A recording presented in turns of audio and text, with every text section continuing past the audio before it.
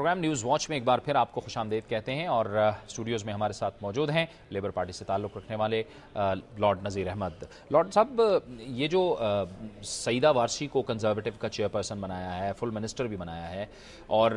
ظاہر ہے کہ جو امیگریشن کے حوالے سے جو برطانوی حکومت کی جو اس حکومت کی وہ پالیسیز بھی ہم پہلے بھی یہ ڈسکس کر رہے تھے کہ بڑی سخت ہیں، ان کا پہلے سے ہی جو منشور ہے اس میں مینیفیسٹو میں بڑی سختی ہے۔ آپ بتائیے کہ جو سعیدہ کو انہوں نے بنایا ہے کنزرویٹو کا چیئرپرسن، اس سے کیا میسج لیا جا سکتا ہے؟ لیکن جی یہ فیصلہ تو ایک پروگریسو ہے، ہسٹورک ہے، اور پہلی بار مسلمان خاتون ہو یا مرد ہو وہ فل کیبنٹ ممبر اپنی حیثیت سے وہ بنی ہے۔ لیکن میرے خیال میں سب سے امپورٹنٹ بات کہ ایک میجر پولیٹیکل پارٹی کی وہ چیئرمین ہے، اور تیسری بات یہ ہے کہ ان کا دفتر 10 ڈاؤننگ اسٹریٹ میں ہوگا۔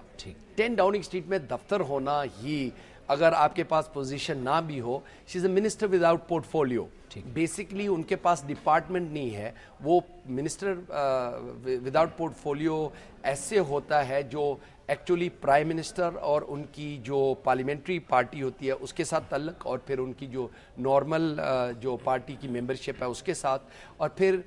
دوسرا یہ ہے کہ ان کی پولیٹیکل پارٹی کو مینیج کرنا ٹوٹل، اور پھر میرے خیال میں جب نئے الیکشن ہوں گے تو اس کو بھی وہ مینیج کریں گی، اور وہ بھی اس کو جو ہے پلان کریں گی۔ لیکن یہ تاریخی ہے، اور میں سمجھتا ہوں کہ برٹش پالیٹکس میں پرٹیکولرلی کنزرویٹو پارٹی میں یہ ایک تاریخی فیصلہ ہے کہ اور بڑا سٹرونگ میسیج ہے، کیونکہ جس پارٹی کو میں سمجھتا ہوں جس کے اندر ابھی بھی نیو کنزرویٹو موجود ہیں، مائیکل گو جیسے، میں آپ کو مثال دے سکتا ہوں، نام بتا سکتا ہوں، جس پارٹی کے اندر آج بھی انٹی مسلم موجود ہیں جو ہر موقع پہ وہ اٹیک کرنا چاہتے ہیں۔ By the way labour party کے اندر بھی موجود ہیں ایسے جن کے ساتھ ہماری جنگ ہوتی ہے، تو اس کا اتنا پروگریسو ہونا میں سمجھتا ہوں کہ بہت خوش آئند ہے۔ اور پھر اب کیونکہ لبرل ڈیموکریٹ کے ساتھ جو ان کی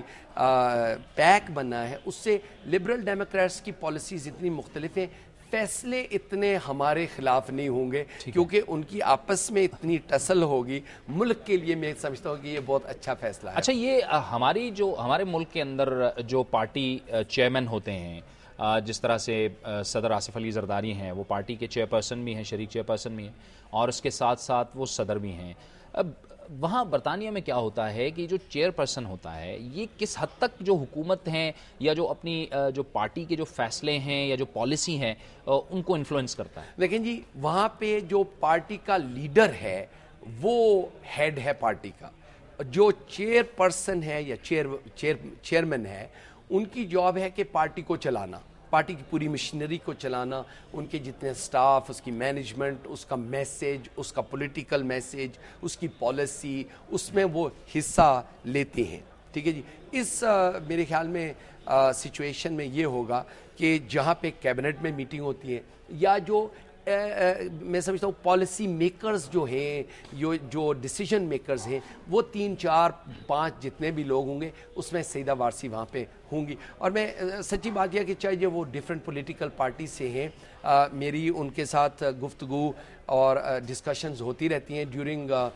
کیمپین بھی۔ کبھی میں ان کو بتاتا تھا کہ میں آپ کے پارٹی کے خلاف وہاں پہ کنسٹیچوئنسی میں جا کے بڑا کیمپین چلایا، وہ مجھے بتاتی تھی وہ کیا کر رہی ہیں۔ اور لیکن میں نے دیکھا کہ ڈیوڈ کیمرن کے ساتھ ہیلی کاپٹر میں، جہاز میں، ٹرین پہ، جہاں بھی وہ گیا ہے، جہاں پہ ولیم ہیگ تھا وہاں پہ سعیدہ وارثی بھی تھی، تو اس سے پتہ چلتا ہے کہ پارٹی کے اندر بھی ایک پروسیس جو ہے، کیونکہ she is become the face of Conservative Party, ایک تو انٹرنیٹ پہ بھی اور ٹی وی پہ بھی، چاہے وہ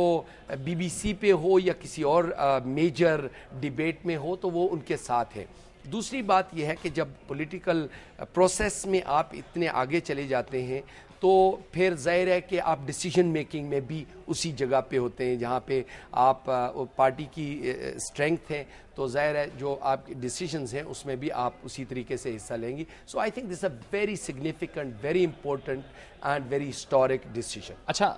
لارڈ نذیر احمد صاحب، اب آپ بات کریں گے آپ کی پارٹی کی، یعنی لیبر پارٹی کی۔ اس وقت کیا صورتحال ہے لیبر پارٹی کے اندر؟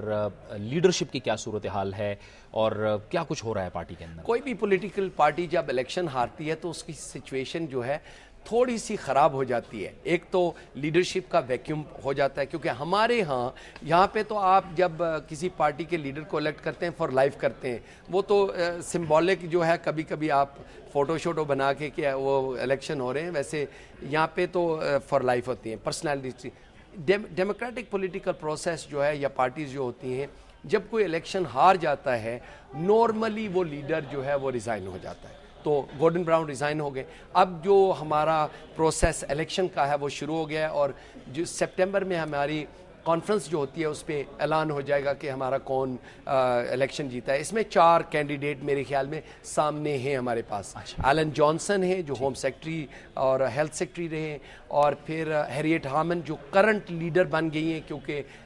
یہ ڈپٹی لیڈر تھیں, الیکٹڈ ڈپٹی لیڈر تھیں, اور جانسن وغیرہ جو ہیں وہ انہوں نے بھی الیکشن لڑا تھا لیکن یہ جیت گئی تھیں. پھر ایڈ بول ہے جو